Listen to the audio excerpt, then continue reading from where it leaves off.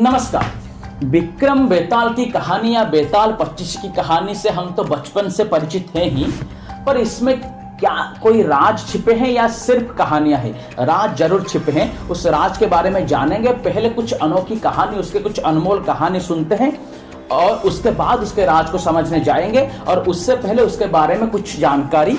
बेताल 25 जो है वो संस्कृत साहित्य का पहले स्थान पर रहने वाला चीज है, लेखा है, और उसके ऊपर वेस्टर्न फिलोसोफर्स और बड़े बड़े रिसर्चर ने बहुत रिसर्च किया है।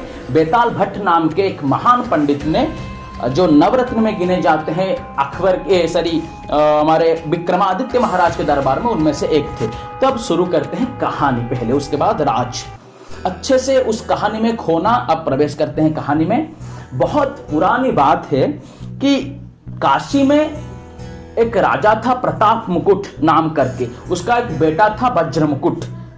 वो उसके साथ दीवान या राजकुमार दीवान के साथ चल के जा रहा था। कहां पर? या घूमने। वहां पर एक पद्म पुष्करिणी या फिर कमल के सरोवर में उन्होंने नहाया, हाथ मुंह धोए और ऊपर महादेव के मंदिर में गए दर्शन के लिए। मंदिर से जब वो नीचे आए तो उन्होंने देखा कि उस सरोवर में, वो कमल के सरोवर में, कुछ सखियों के साथ एक बहुत सुंदरी स्त्री या सुंदरी राजकुमारी वहां पर नहा रही थी। तो उस सुंदरी राजकुमारी इतनी सुंदर थी कि वो राजकुमार मोहित हो गया उसके ऊपर, उसको देखने लगा, उसको निगाहों में बसाने लगा। तो उस समय वो राजकुमारी भी उस राजकुमार के ऊपर यानी वज्र मुकुट काशी के राजकुमार के ऊपर मोहित हो गई और उसे देखने लगी। इसी समय में जबकि ये आंख के मिलन हो रही थी, राजकुमारी ने एक कमल निकाला, एक पद्म को अपने कान के ऊपर रखा, उसके बाद उसको दांत से कुतरा उस कमल को, उसके बाद अपने पैरों के नीचे दबाया उस कमल को, उसके बाद अपने छाती से लगाया और हंस हंसकर सखियों के साथ चली गई वहां से। जब वो चली गई तो राजकुमार बड़ा उदास हुआ कि मैं उसके बिना नहीं जी सकती, वो चली गई, अब मैं क्या करूंगा। तो वो जो राजकुमार का दोस्त था दीवान, वो बहुत चालाक था। उसने कहा, उदास क्यों हो रहे हो मेरे दोस्त? वो एक संदेश देकर गई है। उसने कहा, क्या संदेश देकर गई है? ना, उसने ये संदेश दिया, कमल के फूल कर जब निकालकर उसने अपने कान के ऊपर रखा तो उसने ये संदेश दिया कि मैं कर्नाटक की रहने वाली हूं। जब उसने दांत से उसे कुतरा तो उसने ये संदेश दिया कि दंतवाट महाराज का मैं बेटी हूं। पैर के नीचे पद्म को दबाया, पाद के नीचे, तब उसने ये बताया कि मेरा नाम पद्मावती है। और हृदय से जब उसने कमल को लगाया तो ये संदेश दिया कि अब तुम मेरे दिल में या हृदय में बस गए हो। तो वो दोनों चल पड़े कर्नाटक की राह में। कर्नाटक में जाकर पहुंचे एक बुढ़िया के घर में। उस बुढ़िया चरखा चला रही थी। उसको जाकर कहे कि हम राह पथिक हैं, हमको थोड़ी आसरा दे दो। तो बुढ़िया ने उन्हें आसरा दिया। तो उन्होंने पूछा कि बूढ़ी से कि तुम क्या करते हो? तो बुढ़िया ने कहा कि मैं इस राज्य के राजा के राजकुमारी पद्मावती की धाई हूँ। धाई यानी आया या देख रेख करने वाली हूँ। उनकी तो खुशी की सीमा नहीं रही। उन्होंने कहा, हम तो खोज खोज कर असल जगह पर ही पहुंच गए, बगल में चोरा की गांव में डिंडोरा।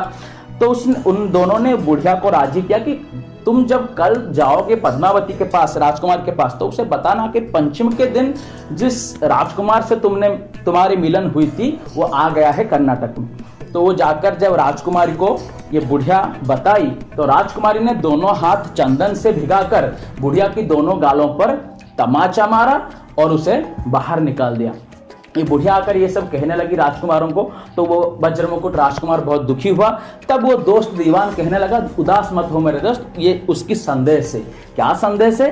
कि 10 सफेद चंदन की 10 उंगलियां उसने गाल पर मारा। ये संदेश ये है कि अब आगे 10 दिन चांदनी रात है, यानी शुक्ल पक्ष है। 5 दिन चले गए हैं और 10 दिन चंद्रमा आकाश पर रहेगी, अंधेरी रात नहीं होगी। उसके बाद जो 10 दिन के बाद जो रात आएगी वो अंधेरी रात होगी, तब मैं तुमसे मिलूंगा।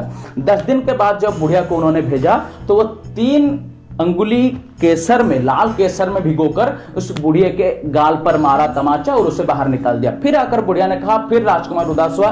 फिर दीवान ने कहा कि उदास मत हो, ये इसका ये संदेश है कि मैं 3 दिन, मेरा मासिक धर्म है, 3 दिन में नहीं मिल पाऊंगा तुमसे, 3 दिन के बाद मिलूंगा।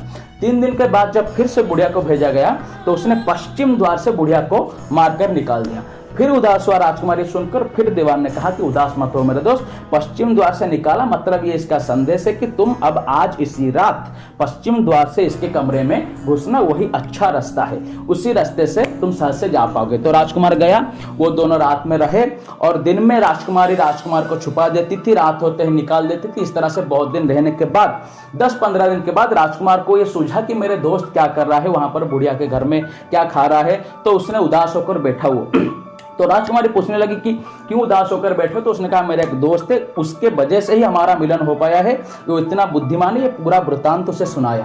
तो राजकुमार ने कहा ठीक है, तुम तुम्हारे दोस्त को देख कर आओ, मैं उसके लिए अच्छे अच्छे पकवान, अच्छे अच्छे खाना ही बनाता हूँ, उसको लेकर देना, तो वो खाकर खुश होगा। वो खाना बना कर दिया, खाना लेकर वो चला गया अपने दोस्त के पास और दोस्त को सब बताया कि ये खाना राजकुमारी ने तुम्हारे लिए दिया है। तो उसकी दोस्त दीवान बहुत चालाक था, उसने कहा कि नहीं नहीं, ये तुम्हें हमारे रिश्ते के बारे में, ये बुद्धिमत्ता के बारे में उसे बताना नहीं चाहिए था, उसे तुमने बताया, उसको ये पता चल गया कि मेरे जैसे बुद्धिमान दोस्त होते हुए तुमको वो अपनी गुलाम कभी नहीं बना पाएगी, इसलिए खाने के बहाने उसने खाने में मुझे जहर दिया होगा।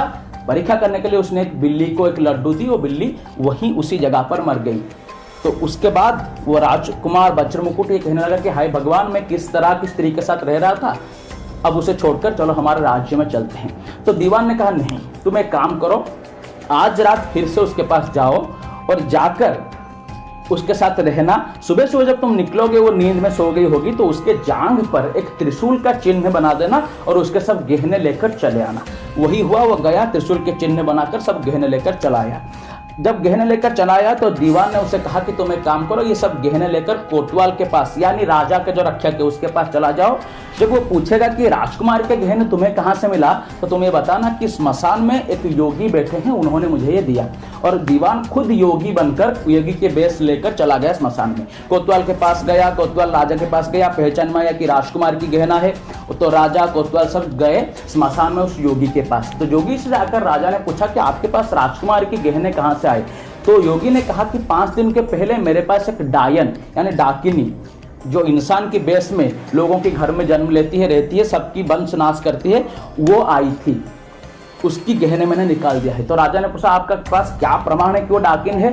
तो दीवान ने कहा, योगी के बेस में बैठा हुआ दीवान ने कहा कि मैंने उसके जांघ में एक त्रिशूल का चिन्ह बनाया था, आपने जाकर देख सकते हैं। तो राजा जाकर रानी से पूछते हैं, रानी जाकर देख कर आके बताती कि सही है, त्रिशूल की चिन्ह है। तो राजा क्या करते हैं, राजा उस अपनी बेटी को देश से निकाल देते हैं, दंड देते हैं। ये थी कहानी। उसके बाद निकालने के बाद 200 राजकुमार को लेकर दीवान और वज्रमुकुट राजकुमार वहां से चले जाते हैं। ये थी कहानी। ये खत्म होने के बाद बेताल राजा से पूछता है कि राजन, तुमने तो पूरी कहानी सुनी, मुझे ये बताओ कि इसमें पापी कौन है।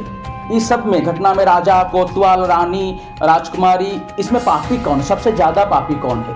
और बेताल ये बताता है, सभी कहानियों में आपने सुना ही होगा कि अगर कहानी खत्म होने के बाद तुम मुझे उसकी उत्तर प्रश्न उठेगा, उस प्रश्न का उत्तर तुम्हें आते हुए अगर तुम नहीं देते हो तो तुम्हारा सर फट जाएगा, छाती फट जाएगा, तुम मर जाओगे। अगर तुम उत्तर देते हो तो मैं फिर से वही जगह पर, मेरे जगह पर चला जाऊंगा।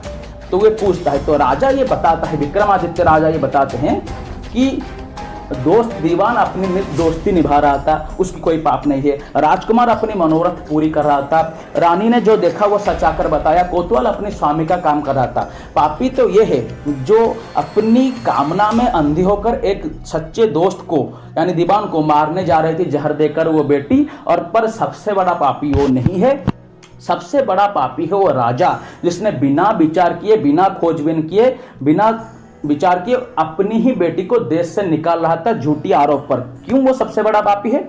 ये जो लड़की है ये तो अपनी कामना में अंधी थी, उसे कुछ दिखाई नहीं दे रही थी, इसलिए कामना में अंधी होकर वो एक आदमी को मारने गई थी। ये पाप है जरूर, पर अगर वो राजा किसी भी कामना में अंध ना होते हुए सिर्फ एक आदमी की बात में आकर देश निकाला दे सकती है बिना विचार और बिना खोजबीन के अपनी बेटी को, तो अगर वो राजा, वो व्यक्ति कामना में अंध हो जाए तो क्या क्या कर सकता है। इसलिए राजा महापापी है। ये देने के बाद बेताल अपनी जगह पर चला जाता है। ये आपकी हमारी कहानी है, सिर्फ विक्रमादित्य की कहानी नहीं है। देखिए, बेताल कोई भूत प्रेत नहीं है, बेताल हमारे मन का ही प्रतीक है, हमारे मन का नाम है। इस तरह से इसको दिखाया गया है भारत की मनीषियों ने इसे इसी तरह से दिखाया है कि अगर परम ज्ञानी पढ़े तो ज्ञान को प्राप्त हो, खोजी पढ़े तो राह को प्राप्त हो, साधारण आदमी या बच्चे पढ़े तो इसको मनोरंजन की माध्यम बने इनकी।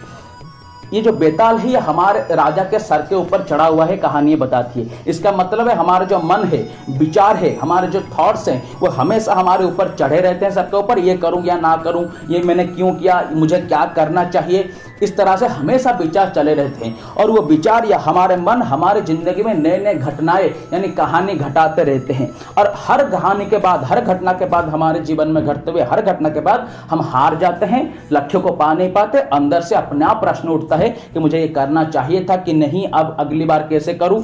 ये जब प्रश्न के उत्तर अगर हम ना देते हुए दबाने की कोशिश करते हैं तो जैसे लगता है कि सर फट जाएगा, छाती फट जाएगी, सबके साथ ये हुआ होगा जीवन में। अगर हम उसे दे देते हैं, वो प्रश्न के उत्तर खोज लेते हैं अपने अंदर, तो परम शांति होती है, विचार शांत हो जाते हैं, यानी बेताल अपने आप जगह पर, खुद की जगह पर चला जाता है। ये उसके अंदर छिपे हुए बहुत सारे राज हैं, पर बेताल चला जाता है, राजा फिर से क्यों उसे लाता है, 25 बार ही क्यों लाता है, ये सब हम आगे आगे बताते जाएंगे। हमारे साथ चलिए, लेट्स मेक इट हैपन। नमस्कार।